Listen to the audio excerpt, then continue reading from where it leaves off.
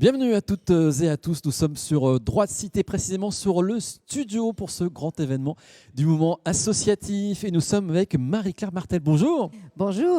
Marie-Claire Martel, qui est la présidente de la COFAC, la coordination des fédérations et associations de la culture et de la communication. On va bien sûr parler de ces sujets avec vous, mais pas seulement, parce que vous êtes vice-présidente du CESE et on aurait voulu vous entendre sur un sujet important. Le CESE vient de rendre un avis sur l'engagement. Et ça, c'est un vrai sujet ici. On en parle beaucoup à Droit de Cité. Que dit le CESE sur ces sujets ? Que dit le CESE sur l'engagement bénévole, la cohésion sociale et la citoyenneté ? Il fait évidemment le lien entre ces trois sujets et le lien, c'est la citoyenneté active. C'est le constat qu'il y a une fatigue dite démocratique, mais qui en réalité n'est qu'une fatigue des institutions démocratiques et pas une fatigue de l'engagement, parce qu'il y a 22 millions de bénévoles en France, qu'ils soient dans les associations, les mutuelles ou les coopératives. Et évidemment, ça ne faiblit pas, ça se transforme. Et là, on est face à une transformation, c'est-à-dire qu'après le Covid, en réalité, les bénévoles les plus engagés, les plus âgés, souvent ont eu un peu de mal à revenir et en pourcentage beaucoup plus que le turnover habituel. Et du coup, on a un problème d'accès aux responsabilités et de formation pour les plus récentes générations. Et donc, le rapport fait des propositions à la fois de formation, de soutien aussi aux structures, parce qu'on s'est aperçu que ce que demandent les bénévoles en priorité en termes de reconnaissance, ce n'est pas une reconnaissance individuelle, mais c'est la reconnaissance de l'action collective et donc de cet organe collectif qu'est l'association. Et donc, on a aussi, à cette occasion, revu la définition du bénévolat qui avait été posée par le CESE lui-même en 89 ou 93 à l'époque, et on s'est aperçu qu'il ne tenait pas compte finalement de l'évolution et notamment du nombre croissant de personnes qui s'engagent pour des causes, et en particulier la cause environnementale. Et donc nous avons rajouté cette cause, c'est-à-dire qu'on ne s'engage plus seulement pour autrui, mais aussi pour une cause ou un intérêt collectif, sur son temps personnel et plus seulement sur son temps familial. Donc voilà, il y a une petite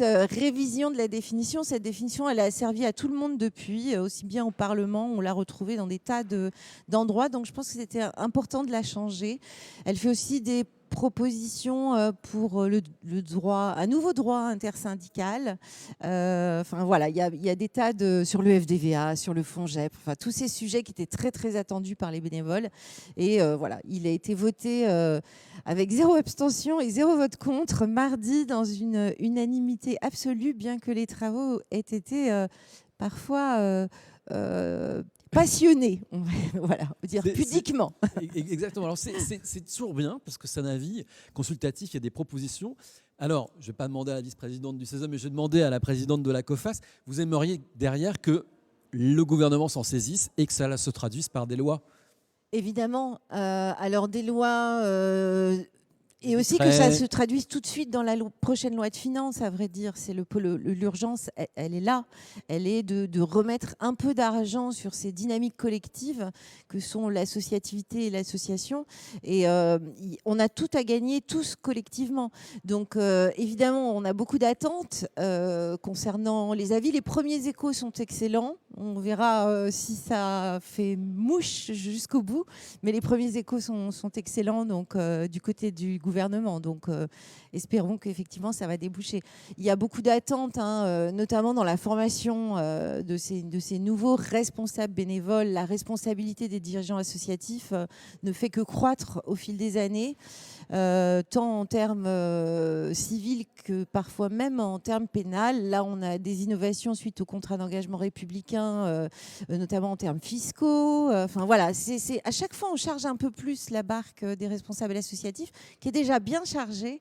Et donc il y a effectivement un besoin de formation, d'accompagnement, de structuration, voilà, qui est prise en compte dans cet avis.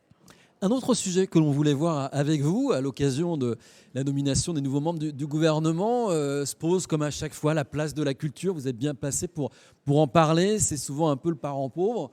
Et là se pose la question, alors à quel moment on va se reposer vraiment les bonnes questions de la place de la culture au cœur de nos politiques publiques ? Vous avez parfaitement raison. Je crois que cette question de la place de la culture dans les politiques publiques, elle se pose de façon cruciale, à vrai dire, aujourd'hui. On vit dans une société où les gens ont tendance à être les uns contre les autres, à être repliés sur eux-mêmes, un peu balkanisés, communautarisés parfois. Et on a vraiment besoin, pour que le dialogue s'instaure, que chacun soit reconnu dans sa propre culture et de lui permettre de la partager avec les autres. Et je pense que ce renouveau des politiques culturelles, cette nouvelle façon finalement de prendre en compte les droits culturels des personnes est aujourd'hui un des enjeux majeurs du quinquennat qui s'ouvre. On a plutôt bon espoir. Il y avait eu en fin de premier quinquennat des signaux très positifs en ce sens, avec la création d'une nouvelle délégation à la démocratie culturelle qui prenait réellement en compte le monde associatif culturel, qui est traditionnellement pas très bien traité au ministère de la Culture, puisqu'il voit plutôt les institutions publiques. Or, dans certains domaines, et je pense par exemple aux pratiques amateurs, c'est l'essentiel du chant est associatif. En termes de formation artistique, l'essentiel du chant, 75% du chant est associatif. Donc il faut maintenant redynamiser les territoires ruraux, redonner un élan dans les quartiers, mais toujours avec cette idée qu'il faut passer d'une culture pour tous à une culture avec tous. Merci beaucoup Marie-Claire Martel, présidente de la COFAC. Mais merci beaucoup à vous. Et vice-présidente du CESE. Merci, au revoir.